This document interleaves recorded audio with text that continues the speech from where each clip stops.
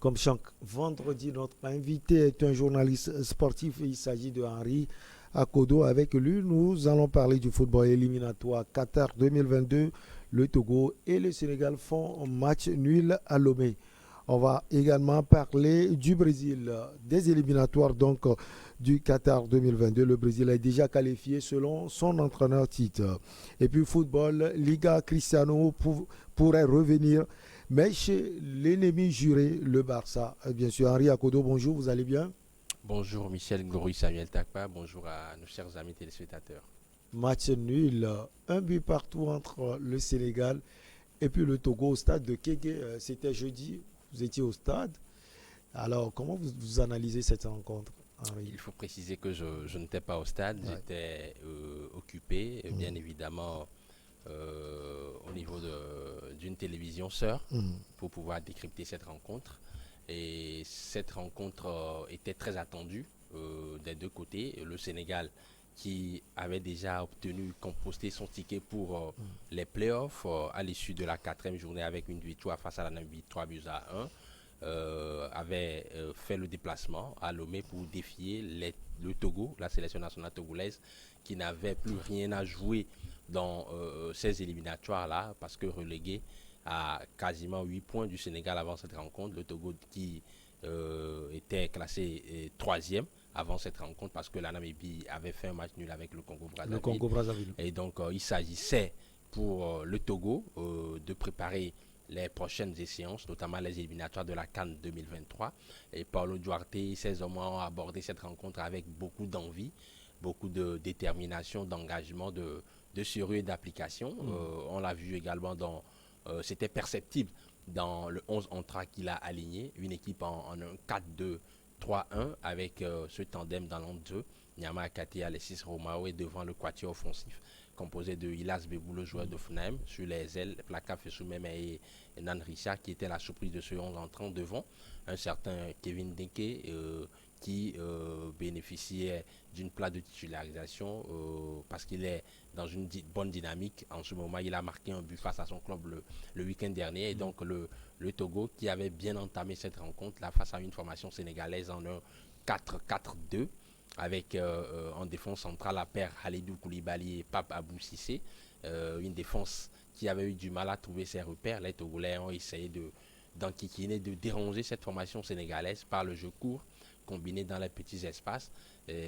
À l'issue de la première période, le Togo menait par un but à zéro, but de Nan Richard, dévié un peu par Babou Sissé, le Mhm. défenseur de l'Olympiakos, mais le but a été attribué bien évidemment à Nan Richard. En seconde période, les éperviers ont encore mis le pied sur le ballon, surtout au niveau de la récupération collective. Là, on sentait des joueurs assez concernés par l'enjeu de la rencontre. Mhm. Le tandem Nyama Akate et Alexis Romao qui permutait parfaitement bien. Tantôt c'était Alexis Romao qui allait au combat pour aller récupérer le ballon et Nyama Akate était en soutien. Il y avait une certaine complicité qui se dégageait entre eux et devant également, il faut saluer les accélérations foudroyantes d'un certain placard Fessoumeme qui a illuminé le jeu togolais hier face à ce Comme bloc, d'habitude, bien depuis son évidemment, retour. face à ce bloc Mhm. défensif sénégalais qui s'est érodé un peu, mais les Togolais n'ont pas su faire la différence et à la fin, par manque d'expérience, par une faute de concentration, le gardien Oro Nyeni Wassiou a quand même fait cette sortie hasardeuse qui a coûté la victoire qui devait être historique au Mhm. Togo hier.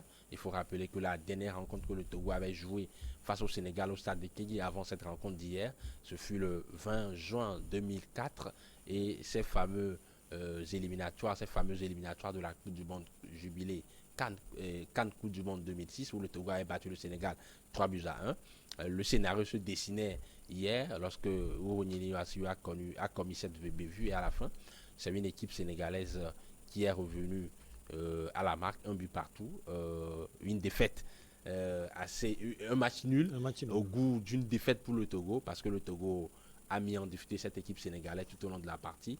Je sais que Ouronyeni Wassiou devait filmer, ressasser, repenser à cette erreur-là qui a coûté la victoire au Togo hier. Allez, dans le même groupe, le Congo-Brazzaville, vous l'aviez dit tout à l'heure, et la Namibie font match nul. Un but partout et les éperviers qui vont en Afrique du Sud jouer contre la Namibie. Oui, effectivement, le Congo et la Namibie qui ont fait match nul un but partout. Cette formation congolaise qui était menée, mais au courage est revenu au score. Paul Pouté et ses hommes ont su quand même sauver l'essentiel hier au stade Alphonse Massamba Débat. Le Togo est en nette progression, il faut le souligner. Ouais. Nonobstant cette erreur individuelle en fin de partie, il faut quand même saluer le travail qui est effectué par Paulo Duarte. On commence par déceler un peu l'identité de jeu de cette formation togolaise. C'est assez perspective. Cette stabilité défensive qui se dégage également. La paire Agbozo et Amantutu Kanivier et Djenda Konan hier ont abattu un travail formidable dans les prises de risque. Le réseau de passes s'est amélioré, c'est-à-dire que la qualité de la passe, la justesse dans les transmissions, on a perçu cela hier et devant, il y a eu du jeu, du dynamisme, mais il faut encore que ça reste encore perfectible dans l'utilisation du ballon. Je pense que le Togo est dans une bonne dynamique et face à la Namibie, le 15 prochain à Johannesburg, cette formation togolaise a quand même les coups de défense nécessaires pour prendre la revanche sur ces Brave Warriors qui sont venus dicter leur loi aux Togolais il y a de cela quelques mois ici à Kégué. Et l'occasion, elle est là pour pouvoir bien évidemment remettre les choses en place, battre la Namibie et prendre la deuxième place de ce groupe. Ça fera un très bon ça fera quand même du bien au moral de cette formation togolaise qui est en pleine reconstruction, qui a traversé des trous d'air, des vents contraires, ouais, des zones de turbulence. des zones de turbulence, et cette formation qui est en train de pouvoir sortir la tête de l'eau, sortir de sa léthargie, et ça passera forcément par une belle rencontre face à la Namibie. J'attends de voir une équipe assez concernée qui va pouvoir bien construire son jeu et faire mal à ces Brave Warriors qui ne sont pas néanmoins une foule de guerre. Allez, avec vous, on va parler également d'autres rencontres de ces éliminatoires. Qatar 2022, on va s'intéresser à ce groupe.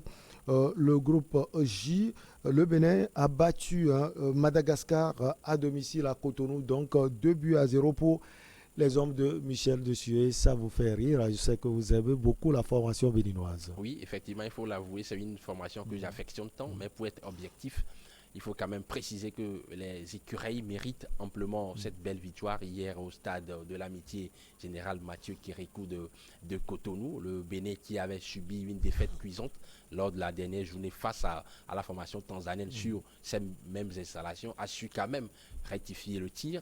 La bande à Michel Duchillet a montré un visage assez reluisant face à cette formation des Barréas de Madagascar qui n'avait pas voyagé en victime résignée hier au stade de l'amitié générale Mathieu Kérékou de Cotonou. Les écuries ont bien entamé cette rencontre. Michel Duchillet a mis en place un dispositif tactique de 4-3-3 avec ce trio dans l'entre-deux, le retour d'Ahmed Selsi, le joueur de Valenciennes en Ligue 2 en France, et devant lui, Jordan Adeoti et le sulfureux Matteo Arlevi, le joueur là qui est en pleine progression. Il est dans une progression ascendante avec sa belle vision de jeu, sa capacité de trouver la bonne passe, de pouvoir servir un partenaire démarqué. Hier, il a fait le gros lot du boulot dans l'endzone, et lorsque vous avez des magiciens comme Jodel dessous devant qui sont capables de plusieurs fulgurances, apprécier un peu la fréquence d'appui de ce joueur clermontois. Il est capable, dans un petit mouchoir de passe, de pouvoir décanter la situation. Hier, grâce à sa prise de risque, cette frappe du pied gauche, son mauvais pied, qui est allé se loger dans les buts du gardien malgache, il faut quand même saluer, bien évidemment, cette prestation des Béninois. Et le but du natif de Parakou pour couronner le succès de cette formation, le match abouti du Bénin, Steve Mounier, bien, pour ne pas le nommer, le natif de Parakou qui a quitté le Bénin à l'âge de 2 ans pour rejoindre la France, et il avait toujours dit, répété à ses parents que lorsqu'il deviendra footballeur professionnel, il va mouiller le maillot du Bénin, nonobstant sa nationalité française. Et aujourd'hui, il est à 9 réalisations, bien évidemment, à 9 réalisations avec cette sélection. Il est également dans la forme du moment. Je pense que le Bénin est peut-être très proche d'une qualification historique pour sa première Coupe du Monde. Mais la rencontre face à la RDC le 14 prochain au stade des Martyrs sera très importante. C'est une rencontre très décisive. Ce ne sera pas évident face à cette belle sélection de la RDC également, qui rêve de participer à une énième Coupe du Monde depuis celle de 1974. Vous avez parlé de la RDC au Stadio National Benjamin Mpaka de Tanzanie. Il faut dire que les Kilimanjaro Stars ont été tout simplement enterrés par les Léopards de la RDC. Vous l'aviez dit tout à l'heure, 0 but contre 3. Exactement, 0 but contre 3. Une équipe de la RDC qui s'est métamorphosée. Supersonique, Dieu merci, Mbokani hier, qui a porté à bout des bras cette formation des Léopards. Dieu merci, Mbokani qui était aligné en pointe avec ce triumvirat offensif composé d'un certain Gaël Kakuta et de notre cher ami Cédric Bakambu, pour ne pas donner son surnom Bakambut, une formation de la RDC qui a tout simplement malmené la Tanzanie avec une certaine efficacité, une certaine précision dans les 7,50 m offensifs. C'est ça le football. Il faut être aguerri, être efficace, précis, chirurgical dans les moments clés de la partie. C'est ce que les hommes d'Hector Cooper ont su faire. Les LDC, grâce à des buts notamment de Gaël Kakuta et de Nathan Dumba, le défenseur central de la RDC. C'est une équipe qui a fière à lui sur le papier, mais qui a toujours connu des difficultés à pouvoir produire du jeu. Mais hier, ils ont été efficaces. Quand vous prenez un certain Shadrack Akolo, Moukoko Amale, l'ancien joueur du Raja Casablanca, Ben Malongo, qui a marqué le 3e but hier, c'est quand même une sélection qui a un matériel très lourd sur le papier. Et Hector Cooper a du travail à faire pour que cette équipe-là, on puisse déceler une certaine cohésion, complicité, complémentarité entre les joueurs. Hier, j'ai vu du jeu, beaucoup de variété, beaucoup de mouvements, beaucoup de permutations. Ça augure peut-être de très bonnes choses pour cette sélection nationale qui est très attendue au tournant. On sait très bien qu'au niveau du palais de la nation à Kinshasa, où réside un certain Félix Antoine Tshisekedi Tshilombo, le président de la République, on est très amoureux du football et on veut que la RDC puisse participer à nouveau à une Coupe du Monde. On se souvient du scénario, du mélodrame de 2018 où la RDC était à un pas de se qualifier, mais éliminée par la Tunisie alors qu'elle menait par 2-0. Elle s'est fait rejoindre dans les dernières minutes de la partie. Ce n'est pas un scénario qu'on peut encore souhaiter à la RDC face au Bénin dans quelques jours au stade des Martyrs, que le meilleur gagne. Mais je pense que ce sera une rencontre très disputée. Il faut rappeler le scénario rapidement. Si le Bénin arrivait à décrocher un match nul, le Bénin passe. Mais d'aventure, si la RDC arrivait à battre le Bénin, c'est la RDC qui va composter son ticket pour les playoffs. Alors, dans le groupe G, Henri Akodo, l'Afrique du Sud a piqué donc le Zimbabwe à Johannesburg, 1-0.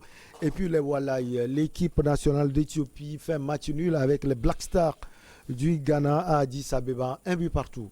Exactement, précision, efficacité, ces deux mots résument très bien la prestation des Bafana hier face à cette formation zimbabwéenne qui avait en son sein également des éléments intéressants, Noledi Moussona, Kamal Bileat, pour ne citer que ces deux-là. Et les hommes du groupe Bros ont su quand même assurer l'essentiel avec des joueurs comme Percy Tao, sans oublier également Kevin Ndoran, qui a quand même offert la part décisive à son coéquipier pour le seul but de la partie. L'Afrique du Sud, aujourd'hui, avec cette victoire, caracole en tête de cette poule G avec 13 points. À côté, le Ghana a fait un match nul frustrant face à cette formation éthiopienne, malgré que le Ghana a ouvert le score grâce à un coup franc somptueux d'un certain André Ayou. Milovan Radevac et ses hommes sont tombés dans la facilité. Mohamed Kudus, Suleiman Al-Kamaldi, Andy Yadom, la paire centrale composée de Daniel Amarté et d'un certain Joseph Aïdo, le joueur de Celta Vigo, n'ont pas pu véritablement faire face à cette formation éthiopienne qui est revenue au score. C'est bien dommage pour la formation dirigée par Milovan Radevac. Kurt Erduno Krakou, le président de l'association ghanéenne de football, est toujours confiant du fait que le Ghana peut encore décrocher son ticket pour les playoffs et ça passera forcément par une bonne prestation le 15 prochain face à l'Afrique du Sud. Un match à couper le souffle au Cape Coast Stadium. Le Ghana qui était absent lors de la Coupe du Monde 2018 alors qu'il avait participé à 3 Coupes du Monde consécutives, 2006, 2010, 2014. La grosse interrogation sur les lèvres des supporters ghanéens aujourd'hui, est-ce que le Ghana réalisera l'exploit face à l'Afrique du Sud? Il va falloir être sérieux, gagner l'Afrique du Sud au moins de 2 buts d'écart pour espérer se qualifier pour les playoffs. C'est la mission qui est assignée bien évidemment par le président Nana Akufo-Addo à ces Black Stars. Les guêpes ont été maîtrisées à domicile au stade Amaoro par les Aigles du Mali, 3-0. L'équipe malienne va très bien actuellement, Henri Agodo. Elle va très bien entre la qualité gestuelle d'un certain Sékou Koïta, de la vitesse de course et d'exécution d'un certain Moussa Djenepo et la précision d'un certain Konaté. C'est une équipe qui a une palette technique offensive assez large et qui dégage beaucoup de maturité collective et technique. Hier, on l'a encore perçu sur le terrain face à cette formation rwandaise qui n'a pas hésité. Mahamadou Magasuba, le sélectionneur local, bien évidemment, de cette sélection nationale du Mali, est en train d'abattre un travail de fourmi, de titan depuis quelques années, avec une très bonne organisation au niveau de la Fédération malienne de football, de la FEMA Foot, j'allais dire, dirigée par le président Mamadou, bien évidemment, qui abat un travail intéressant. Et tout cela a contribué à ce que le Mali puisse décrocher son ticket pour les playoffs. Le Mali, grande nation de football africaine, qui n'a pas encore remporté de Coupe d'Afrique des Nations, même s'ils ont fait une finale, court toujours une première participation, derrière une première participation à la Coupe du Monde. Peut-être que cette superbe génération, composée de Moussa Mariga, de Sékou Koïta, d'Amadou Aïdara, de Moussa Djenepo, pourra quand même offrir ce Graal-là, ce précieux sésame au peuple malien qui en a tant besoin. Alors, pour l'entraîneur Auribe Tite, le Brésil est déjà au Qatar, même s'il n'est pas encore qualifié. Il est très confiant. Très confiant, une formation brésilienne à l'expression collective très aboutie, qui a marché sur l'eau, sur ses concurrents, qui a écrasé toute concurrence dans ces éliminatoires de la zone AM Sud. Le Brésil qui sera au rendez-vous. Le Brésil n'a jamais raté de Coupe du Monde depuis que cette compétition existe, et le Brésil sera encore à son rendez-vous, quintuple champion du monde. Hier, face à la formation colombienne, ils ont eu du mal à décanter la situation, mais quand vous avez dans votre équipe des génies qui ont une certaine subtilité au niveau de la technique, qui ont une certaine précision, une certaine justesse technique, qui ont une certaine malice espiègle sur la pelouse, notamment Neymar ou un certain Lucas Paqueta, le Lyonnais, vous ne pouvez que battre une formation colombienne valeureuse, les Cafeteros, qui ont finalement courbé les chines face à cette équipe à Henri Verdé, qui va quand même aller représenter valablement cette grosse nation-là à la prochaine Coupe du Monde de football.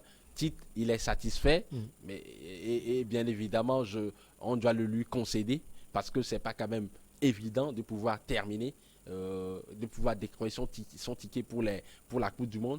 Avant, même la fin des éliminatoires, c'est quand même quelque chose à saluer. Mais le défi, maintenant, c'est d'arriver à aller décrocher une 6e étoile à la Coupe du Monde. Et ça, c'est une autre histoire. On pense déjà à cela. Tite l'a dit, nous pensons déjà à la Coupe du Monde au Qatar. Oui, forcément, la première nation sur le plan économique en Amérique du Sud. On connaît tous l'amour, la passion, cette ferveur populaire que tous ces peuples-là ont pour le football, en passant par Recife, São Paulo, bien évidemment, Belo Horizonte, toute cette grande ville du Brésil, Rio de Janeiro. On est tous amoureux du football. Le Brésil a connu de très grands noms, les José Socrates, bien évidemment, Rivaldo, Ronaldo, Ronaldinho, Garrincha, qui reste pour moi le footballeur le plus fin techniquement que le monde n'a jamais connu. Cela ne reste que mon avis. Aujourd'hui, leurs prédécesseurs, notamment Neymar, Firmino, Gabriel Jesus, ils sont nombreux, Thiago Silva, ils ont en tout cas cette mission-là de pouvoir faire pérenniser la suprématie du football brésilien à travers le landerneau footballistique mondial. Ce ne sera pas chose aisée. Tite doit encore travailler la complémentarité, la complicité entre les joueurs, doit encore travailler bien évidemment sur plusieurs aspects, notamment l'assise défensive. On sait qu'il y a des sacrés clients à ce niveau, Marquinhos, Thiago Silva, pour ne citer que ces deux-là, et d'autres qui frappent à la porte également. Trouver un peu cette cohésion pour aller faire mal au Qatar dans quelques mois. Et ce sera véritablement tout le mal qu'on peut souhaiter à cette formation brésilienne. Mais elle fera forcément face à des adversités parce que toutes les grandes nations du football rêvent de venir décrocher le Graal final au niveau de la messe continentale du football mondial. Allez, en football, tout est possible. On pense à un probable retour de Cristiano Ronaldo en Espagne, mais au FC Barcelone, le club rival du Real Madrid. C'est possible, Henri Akodo? Pour ma part, cela ne relève que d'une pure rêverie. Cristiano Ronaldo, il a aujourd'hui 36 ans. Il a déjà tout gagné, tout glané, 5 Ligues des Champions, plusieurs Ligas avec le Real Madrid, bien évidemment. Il a remporté la Coupe d'Europe. Aujourd'hui, il est en train, il a effectué un retour royal au niveau de Manchester United et il est dans un projet. Et il a 36 ans, même si il essaie, on connaît sa capacité de pouvoir être constant dans ses performances. Je ne pense pas qu'il rentre dans la ligne droite du nouveau projet du FC Barcelone avec l'arrivée d'un certain Xavi Hernandez. Xavi Hernandez qui est là pour un projet sur le long terme.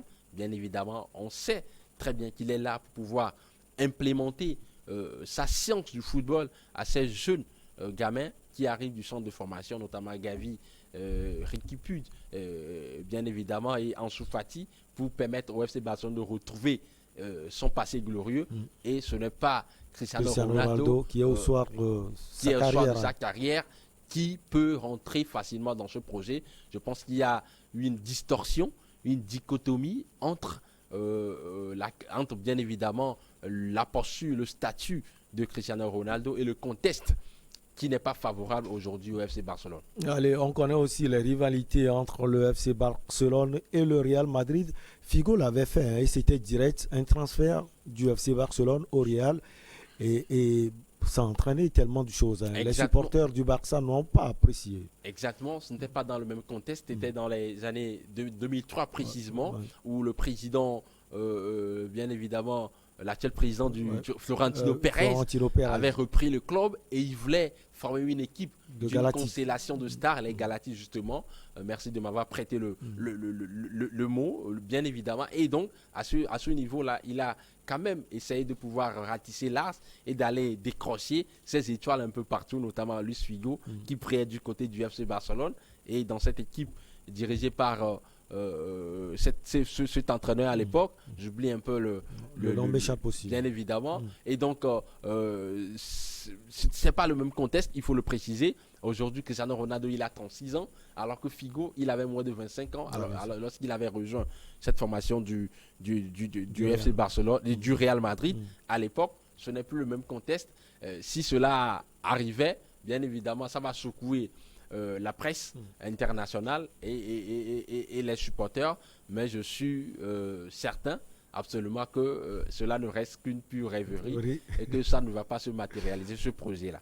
Allez, merci beaucoup à vous, Henri Akodo. On va marquer la pause pour le journal et on revient avec nos invités pour Regard Croisé.